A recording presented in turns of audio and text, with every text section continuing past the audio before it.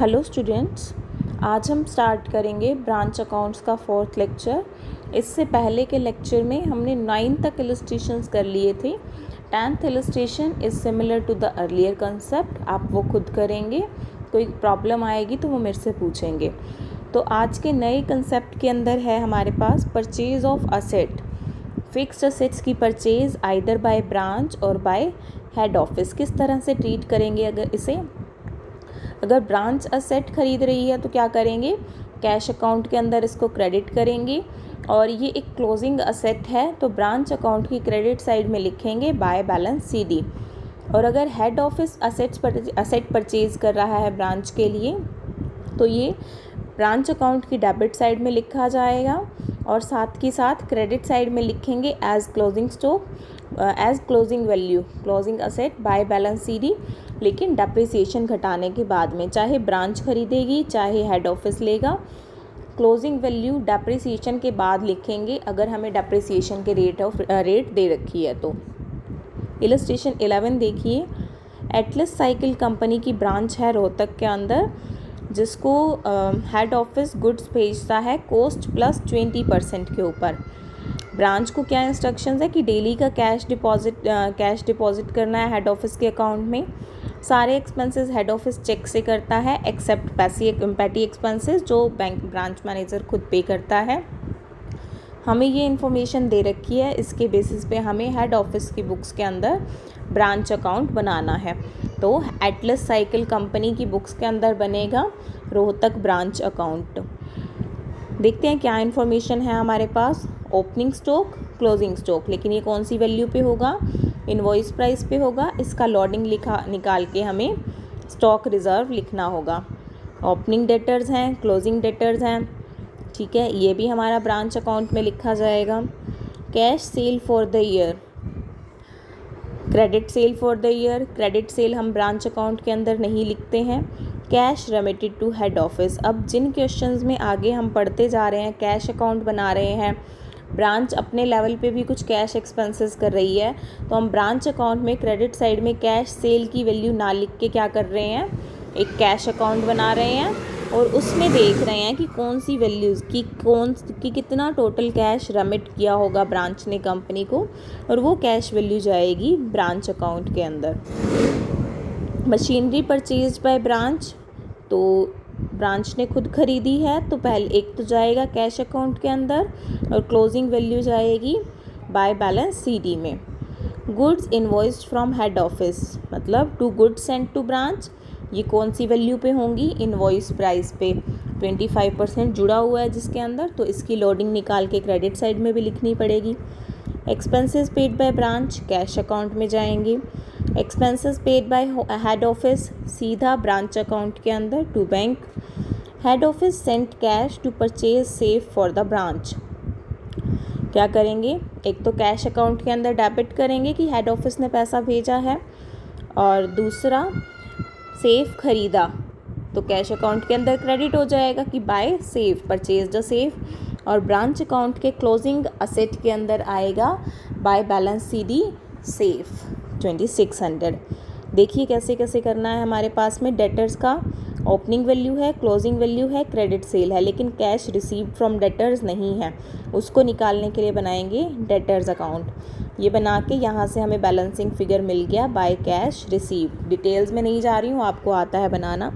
उसके बाद बनाएंगे कैश अकाउंट। कोई ओपनिंग बैलेंस ऑफ कैश नहीं था, सेल हुई, डेटर्स से मिले, हेड ऑफिस से मिले सेफ खरीदने के लिए, और हेड ऑफिस से कुछ नहीं मिला था।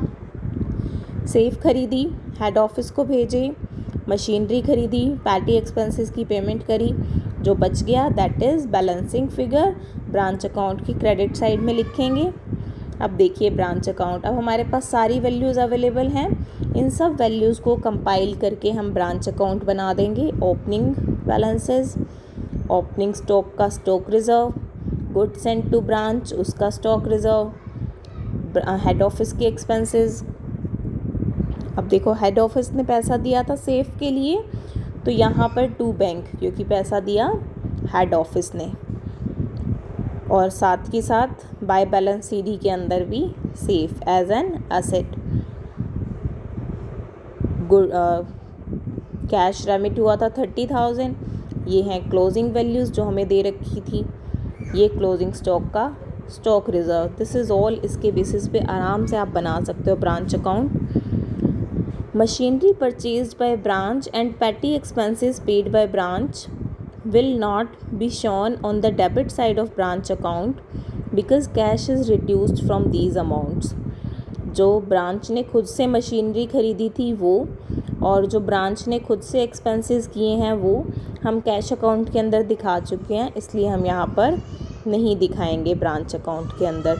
लेकिन ये सेफ के लिए अमाउंट दिया था हेड ऑफिस ने, ये हम दिखाएंगे टू बैंक करके। ये तो था बेटा हमारा first method of accounting, direct method या डेटर्स मेथड। नेक्स्ट मेथड जो हमारा आएगा ब्रांच के प्रॉफिट या लॉस निकालने का, that is final accounts method. Final accounts हम कैसे बनाते हैं? एक ट्रेडिंग अकाउंट बनाते हैं, P&L अकाउंट बनाते हैं। तो हम ब्रांच के लिए भी एक ट्रेडिंग एंड P&L अकाउंट बनाएंगे। जनरली जो आइटम्स हम ट्रेडिंग एंड P&L अकाउंट में लिखते हैं उससे अलग भी कुछ आइटम्स इसके अंदर लिखी जाएंगी। स्पेसिमेन देखिए कैसे बनाना है, specimen of branch trading and P&L account. अब जितनी ब्रांचेज हैं ना उन सब ब्रांचेज के लिए अलग अलग branch trading and P&L account बनाएंगे।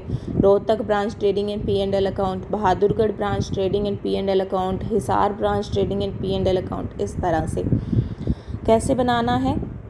पहले ट्रेडिंग अकाउंट देखो, इतने हिस्से में ट्रेडिंग अकाउंट है, यहाँ से ग्रॉस प्रॉफिट या ग्रॉस लॉस निकाल के फिर आगे P&L अकाउंट बनेगा। ट्रेडिंग अकाउंट में देखिए opening stock, goods sent to branch, लेकिन कौन सी वैल्यू पर? कॉस्ट प्राइस पर। अगर इनवॉइस प्राइस पे भी दे रखा है तो उसमें से लोडिंग घटा के इसको कॉस्ट प्राइस पे लिखेंगे। इसमें हम ऐसे नहीं कर सकते इधर इनवॉइस प्राइस पे लिख दिया इधर लोडिंग लिख दिया, ऐसा नहीं करना है। इसके अंदर हम कॉस्ट पे ही लिखेंगे। क्रेडिट साइड में लिखेंगे बाय सेल्स और बाय क्लोजिंग स्टॉक। यहाँ क्लोजिंग स्टॉक कॉस्ट पे लिखा जाएगा और बाय गुड्स इन ट्रांजिट, जैसे कि क्लोजिंग स्टॉक है वैसे ही गुड्स इन ट्रांजिट है, कभी ना कभी पहुँच ही जाएंगी। कोई डायरेक्ट एक्सपेंसेस है जैसे वेजेस या कैरेज, वो डेबिट करेंगे।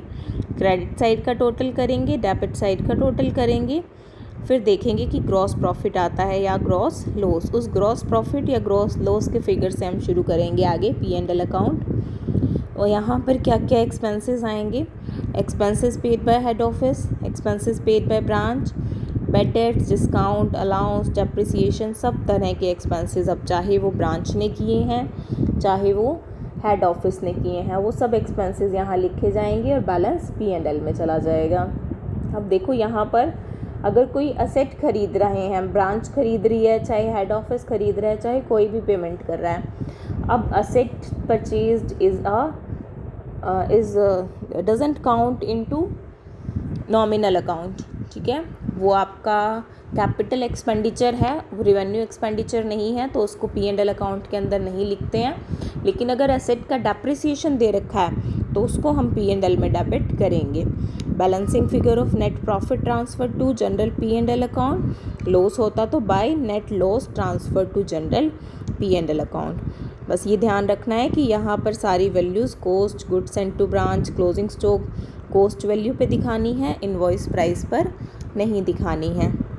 इलस्ट्रेशन 12 देखिए, श्री राधा मोहन लिमिटेड की एक ब्रांच है मैसूर में जिसको गुड्स भेजते हैं ये कॉस्ट प्लस 25% पे। ब्रांच के एक्सपेंसेस हेड ऑफिस पे करता है, ब्रांच एक सेल्स जर्नल मेंटेन करता है और डेटर्स लेजर।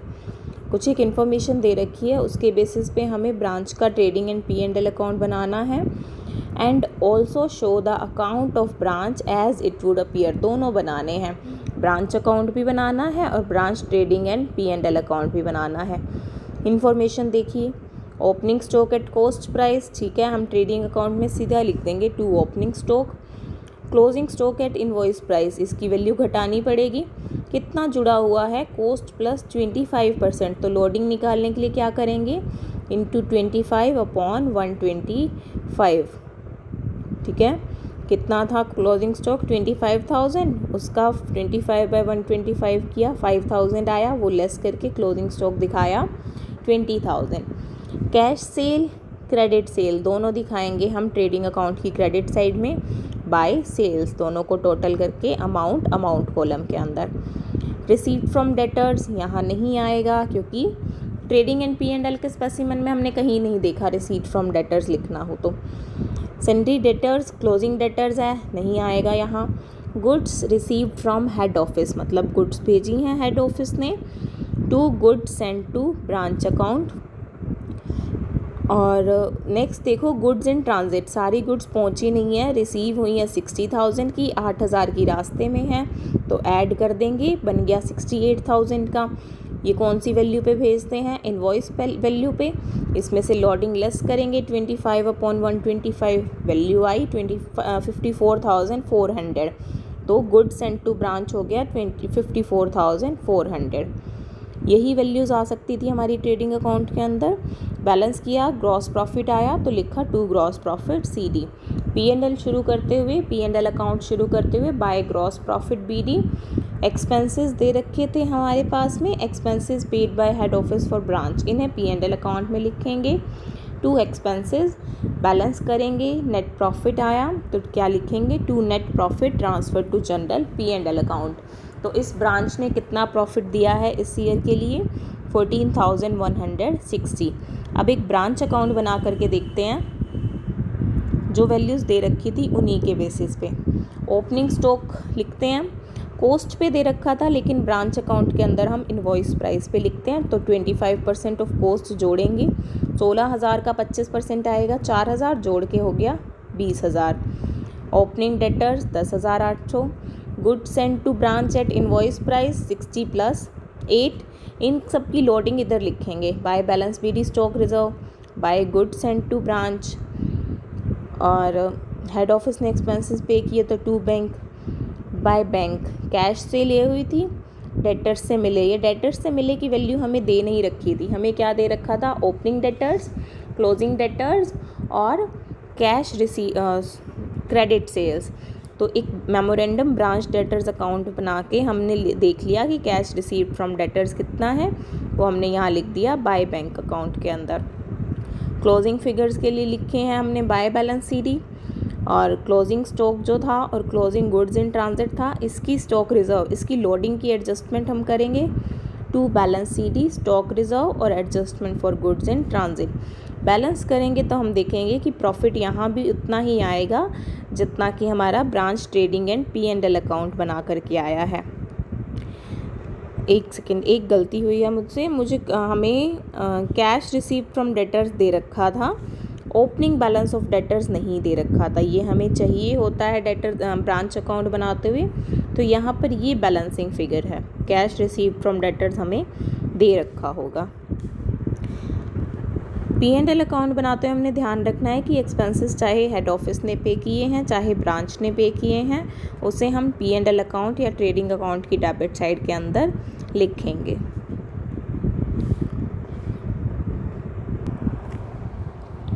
नेक्स्ट इलस्ट्रेशन देखिए, इलस्ट्रेशन 13। महादेव सन न्यू दिल्ली, इनकी एक ब्रांच है मुंबई में। All goods required for sale at Mumbai are supplied at cost plus 20% loading, and all cash received is daily banked in head office account.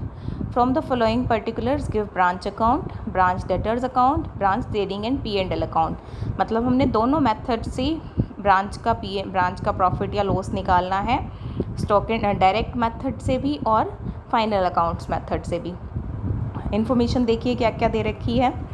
Opening stock है, opening debtors हैं, opening petty cash है, goods invoice to branch, goods भेजी जो branch को वो हैं, return goods to head office, मतलब इसमें से लेस करेंगे, ठीक है। Goods send to branch, by goods send to branch जो रिटर्न आ जाती हैं, और लॉडिंग निकालते हुए इसमें से इसको लेस करके फिर उसमें से लॉडिंग लेस करेंगे। बैड डेट्स डेटर्स अकाउंट में जाते हैं, return from customers debtors account में, अलाउंस गिवन डेटर्स अकाउंट में, कैश सेल्स डेटर्स अकाउंट के अंदर। Provision for bad and doubtful dates, ये भी आप लिखेंगे डेटर्स अकाउंट के अंदर। हाँ, ब्रांच साथ के साथ बता दूँ फाइनल अकाउंट मेथड से करते हैं, तो ये bad debts, allowance, provision for bad and doubtful dates ये P&L अकाउंट के अंदर लिखे जाएंगे। Branch expenses paid by head office ये हम ब्रांच अकाउंट में डेबिट में लिखते हैं और P&L अकाउंट में भी हम इसे डेबिट में लिखेंगे। पेटी कैश एक्सपेंसेस 880, ओपनिंग बैलेंस था 450, एक्सपेंसेस हुए हैं 880। देखते हैं हम क्या कैश बैलेंस रहेगा। टोटल सेल्स हैं ये, total sales remittance to branch for petty cash, कितने पैसे कितने रुपए भेजे पेटी कैश के लिए 1000, तो to bank account for petty cash. और ये है हमारे पास क्लोजिंग स्टॉक की वैल्यूज़। आई थिंक आप इसको बड़ी ही आसानी से कर सकते हैं, इन सब चीज़ों को हम पहले डील कर चुके हैं। एक तो आपको दे रखा है टोटल सेल्स दे रखी हैं 1,20,000, आपको नहीं दे रखा है कि कितना कैश रेमिट किया है। कहीं पर हमें कैश सेल भी दे रखा है, ये देखिए कैश सेल्स हैं 17,200। इसका मतलब बाकी क्या है, क्रेडिट सेल्स 1,20,000 में से इसे लेस करेंगे तो बाकी हैं क्रेडिट सेल्स। क्रेडिट सेल्स का फिगर हम लिखेंगे डेटर्स अकाउंट के अंदर। हमारे को क्या वैल्यू नहीं दे रखी है कि डेटर से कितना अमाउंट रिसीव हुआ है वो नहीं दे रखा था, वो हमें बैलेंसिंग फिगर के रूप में मिल गया है। तो ये टोटल कैश ब्रांच देगा हेड ऑफिस को, तो इसके लिए लिख दिया है बाय बैंक अकाउंट। यहाँ पर प्रोविज़न को कैसे ट्रीट करेंगे, वहाँ तो हम P&L में डेबिट कर देंगे। ब्रांच अकाउंट के अंदर क्या करेंगे, डेटर्स में से प्रोविज़न घटा के दिखाएंगे। ठीक है, कैश बैलेंस देखिए, ओपनिंग बैलेंस था 450 और मिला था 1000, एक्सपेंसेस किए थे 880, बैलेंस बचा 570। आप इस तरह से भी कर सकते हैं। और अगर कैश की ट्रांजैक्शंस आपको ज़्यादा लग रही हैं तो आप एक मेमोरेंडम ब्रांच कैश अकाउंट भी बना सकते हैं। ये देखिए ब्रांच P&L अकाउंट, यहाँ पर कम आइटम्स लिखते हैं हम, sales less sales return, closing stock, लेकिन यहाँ पे सब चीज़ों का क्या निकाल दिया इन्होंने, कॉस्ट प्राइस। इनवॉइस पे नहीं लिखा है, कॉस्ट प्राइस पे लिख दिया है। ग्रॉस प्रॉफिट आया, bad debts, allowance, provision, advertisement, rent, salary, पेटी एक्सपेंसेस जितने हुए हैं। पेमेंट तो की थी हेड ऑफिस ने ब्रांच को दिया था 1000, लेकिन उसमें से बच गए थे, तो जो एक्चुअल एक्सपेंसेस होंगे P&L अकाउंट में वही लिखे जाएंगे। और provision for bad and doubtful debts is not recorded in memorandum branch debtors account. देखिए provision for bad and doubtful debts था, उसको हमने मेमोरेंडम ब्रांच डेटर्स अकाउंट के अंदर नहीं दिखाया, ब्रांच अकाउंट में डेटर्स में से लेस करके दिखाया है और यहाँ पर P&L में डेबिट किया है। हो जाएगा ये आपसे, अगर कोई प्रॉब्लम आएगी तो मेरे से पूछना। Next is memorandum branch stock account. कई बार क्या होगा आपके पास में, कोई स्टॉक की वैल्यू भी मिसिंग हो सकती है, या क्लोजिंग स्टॉक या वेस्टेज या ओपनिंग स्टॉक या एनीथिंग अबाउट स्टॉक, कोई भी मिसिंग आइटम अगर होगी तो वो कहाँ से निकलेगी, memorandum branch stock account. Memorandum का क्या मतलब होता है कि ये अकाउंट हम कोई दूसरा बैलेंसिंग फिगर निकालने के लिए बना रहे हैं और ये डबल एंट्री अकाउंट का हिस्सा नहीं है। ठीक है, तो स्टॉक अकाउंट बनाते हुए क्या करेंगे, स्टॉक का बैलेंस होता है डेबिट, रियल अकाउंट कह सकते हैं आप इसे। तो स्टॉक इधर जिन भी ट्रांजैक्शन से स्टॉक इंक्रीज़ होगा वो लिखी जाएंगी डेबिट साइड के अंदर, और जिन ट्रांजैक्शन से स्टॉक डिक्रीज़ होगा वो लिखी जाएंगी क्रेडिट साइड में। Opening stock, goods supplied to branch, इससे ब्रांच का स्टॉक बढ़ जाएगा। सेल्स रिटर्न, ब्रांच ने माल बेचा लेकिन वो वापस आ गया, इससे माल बढ़ जाएगा तो debit. Goods received from other branch, इससे भी स्टॉक बढ़ता है। सेल से स्टॉक घट होता है। ब्रांच अगर हेड ऑफिस को वापस दे दे तो भी स्टॉक कम हो जाएगा। कोई गुड्स ख़राब हो जाए तो भी स्टॉक कम हो जाएगा, लॉस हो जाए तब भी कम हो जाएगा, और बाकी जो बचेगा वो होगा क्लोजिंग स्टॉक। तो अगर हमारे पास में ये इसका टोटल ज़्यादा आता है, इसका टोटल कम आता है और क्लोजिंग स्टॉक नहीं दे रखा, इसका मतलब बैलेंसिंग फिगर क्या होगा, क्लोजिंग स्टॉक। और अगर क्लोजिंग स्टॉक दे रखा है तो बैलेंस क्या हो जाएगा, लॉस हो जाएगा कि किसी तरीके का स्टॉक का लॉस हो गया है, शॉर्टेज हो गई है। अब ये जो शॉर्टेज ऑफ स्टॉक होगी उसका अकाउंट के अंदर क्या करेंगे, देखिए ब्रांच अकाउंट के अंदर हमने इसका कुछ नहीं करना है। हमने ओपनिंग स्टॉक लिखा 10,000, क्लोजिंग स्टॉक हमारे पास है ही कम, ठीक है। मान लो क्लोजिंग स्टॉक है 4000, इसमें से ना 2000 का ऑलरेडी चोरी हो गया था, हमें चोरी का अलग से दिखाने की ज़रूरत ही नहीं है। ये 10,000 डेबिट हुए, 4000 क्रेडिट हुए, 6000 ऑलरेडी डेबिट हो गए हैं, किसी वजह से मर्जी हुए हों, तो प्रॉफिट बिल्कुल सही दिखाएगा। तो इसको ब्रांच अकाउंट के अंदर नहीं दिखाना है, बिकॉज़ इससे क्लोजिंग स्टॉक की वैल्यू ऑलरेडी ही कम हो चुकी हो गई। लेकिन अगर गुड्स का इंश्योरेंस हो रखा था, इंश्योरेंस अमाउंट मिलती है, तो वो हम ब्रांच अकाउंट की क्रेडिट साइड में लिख देंगे ताकि वो लॉस कम हो जाए। और फाइनल अकाउंट्स के अंदर क्या करेंगे, जो भी लॉस होगा या वेस्टेज होगी उसको हम ट्रेडिंग अकाउंट की क्रेडिट साइड के अंदर लिखेंगे, और जो भी नेट लॉस बचेगा, दैट इज़ अब normal loss minus insurance claim, उसको P&L अकाउंट में लिखा जाएगा। क्रेडिट साइड में क्यों लिखेंगे हम इसे, देखिए हम एक बैलेंस बनाते हैं कि ये ओपनिंग स्टॉक हुआ, इन चीज़ों की वजह से स्टॉक बढ़ा, क्रेडिट में हमने लिख दिया क्लोजिंग स्टॉक और सेल्स। अब वो जो माल ख़राब हुआ है, शॉर्टेज है, वो ना तो सेल में है ना ही क्लोजिंग स्टॉक के अंदर है, तो उसको हम अलग से दिखाते हैं लॉस ऑफ गुड्स, या परचेज़ वैल्यू में से लेस करके भी दिखा सकते हैं। इलस्ट्रेशन 14 देखिए, मीरा लिमिटेड की एक ब्रांच है मुंबई में, दूसरी है कलकत्ता में। हमें मुंबई ब्रांच अकाउंट बनाना है। क्या आइटम्स हमें दे रखी हैं, ओपनिंग स्टॉक, ओपनिंग डेटर्स और ओपनिंग पेटी कैश। हमने बनाना क्या है, ब्रांच अकाउंट बनाना है, हमें P&L अकाउंट नहीं मांगा, अच्छा नीचे दे दिया है ऑल्सो ब्रांच, तो दोनों मेथड से हमने इसे करना है। गुड्स सेंड टू ब्रांच हो जाएगा, कैश सेल हो जाएगा, क्रेडिट सेल हो जाएगा। कलेक्शन ऑन लेजर अकाउंट, इसका मतलब क्या है, डेटर्स से रिसीव हुआ है जो। Bad debts, rent and salaries, loss due to wastage of stock. अब इसको हम क्या करेंगे, ट्रेडिंग अकाउंट में अलग से दिखाएंगे, लेकिन ब्रांच अकाउंट में हम इसको नहीं दिखाएंगे। Goods return to head office, goods मिली कितनी थी, गुड्स सेंड टू ब्रांच थी 92,500, रिटर्न हो गई 2,500। लॉडिंग भी है इसके अंदर, कॉस्ट प्लस 25% पर भेजी हुई हैं, तो लॉडिंग निकालते हुए 25/125 करेंगे। Goods return by customers debtors account के अंदर आएगा। Transfer of goods from Calcutta branch to Mumbai branch, अब गुड्स आ रही हैं ब्रांच के पास में, तो ये कहाँ जाएंगी, हमारी ट्रेडिंग अकाउंट के अंदर जाएंगी। पेटी एक्सपेंसेस बाय ब्रांच, ब्रांच के पास कैश कितना था 750, 450 के एक्सपेंसेस हो गए हैं, क्लोजिंग बैलेंस ऑफ कैश बच जाएगा 300।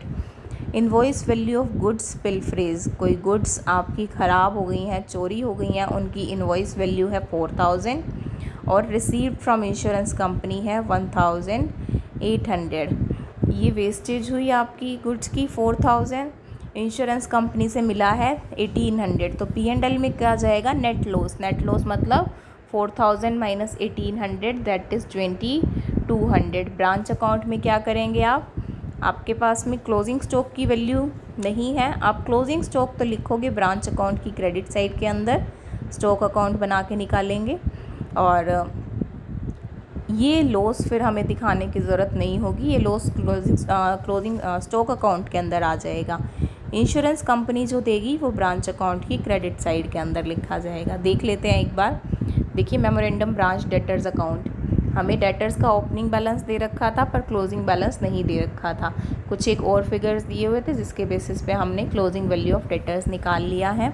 मेमोरेंडम स्टॉक अकाउंट का भी बनाएंगे क्योंकि हमारे पास क्लोजिंग स्टॉक भी नहीं है, ओपनिंग स्टॉक था, गुड्स सेंट था, गुड्स रिटर्न था, ठीक है, goods received from Calcutta branch था, सेल्स हैं कैश सेल और क्रेडिट सेल, गुड्स रिटर्न है, वेस्टेज जो स्टॉक है, लॉस है, और ये बच गया है आपका क्लोजिंग स्टॉक। तो ब्रांच अकाउंट के अंदर आप ये क्लोजिंग स्टॉक लिखेंगे, इधर इसकी लोडिंग निकाल के लिखेंगे, लेकिन आप और लॉस नहीं लिखेंगे, दैट इज़ 4000 है और 2400 है, इसको आप अलग से क्रेडिट साइड के अंदर नहीं लिखेंगे। इंश्योरेंस कंपनी से जो 1800 का क्लेम मिलना है वो लिखेंगे by bank account, that is मिल चुका है।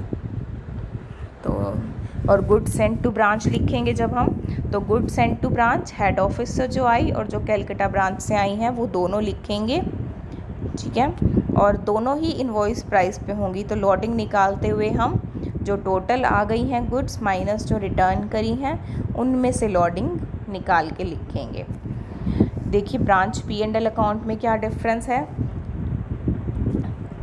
सेल्स लिखते हैं, कैश क्रेडिट दोनों, उसमें से रिटर्न लेस कर देते हैं। ओपनिंग स्टॉक है goods send to branch from head office from Calcutta office, दोनों ही पहले ही इसको कॉस्ट प्राइस पे ले आएंगे लोडिंग घटा के, फिर लिखेंगे। फिर गुड्स सेंड टू ब्रांच में से रिटर्न लेस करके दिखाएंगे, और वो रिटर्न्स को भी पहले उसमें से लोडिंग घटा के कॉस्ट वैल्यू पे लेकर के आएंगे। लॉस ड्यू टू पिलफरेज, अब यहाँ पर हम लिखते हैं लॉस क्रेडिट साइड के अंदर, ठीक है। 4000 तो कॉस्ट इनवॉइस वैल्यू थी, जो गुड्स का लॉस हुआ है 4000 उसकी इनवॉइस प्राइस थी, हम इसको कॉस्ट प्राइस पे लिखेंगे, तो पहले लोडिंग घटाएंगे। इसी तरह से लॉस ड्यू टू वेस्टेज भी हम कॉस्ट प्राइस पे लिखेंगे, और ये क्लोजिंग स्टॉक। ग्रॉस प्रॉफिट और जो एक्सपेंसेस होंगे उन्हें डेबिट करेंगे। पिलफरेज से जो लॉस हुआ था उसको हम क्या करेंगे, 3200 कॉस्ट का लॉस था, 1800 कंपनी से मिल गए हैं इंश्योरेंस कंपनी से, तो नेट लॉस बचा है 1400, ये आ गया है नेट प्रॉफिट 3610। चाहे आप इस मेथड से काम करो, चाहे आप इस मेथड से काम करो, नेट प्रॉफिट या लॉस का फिगर सेम आएगा। थोड़ा सा अलग और थोड़ा सा टिपिकल लगा होगा आपको ये क्वेश्चन। ध्यान सिर्फ इतना रखना है इनके अंदर कि आपको स्टेटमेंट्स बहुत ज़्यादा ध्यान से पढ़नी है, बहुत ज़्यादा ध्यान से देखना है कि हमारे को क्या वैल्यूज़ दे रखी है, क्या नहीं दे रखी, तो हमें कौन कौन से मेमोरेंडम अकाउंट्स बनाने होंगे जहाँ से वैल्यूज़ हम ब्रांच अकाउंट के अंदर लेकर जा सकें। So this is all about today's lecture. In case of any query, you can ask me anytime or in the doubt class. Thank you very much बच्चों।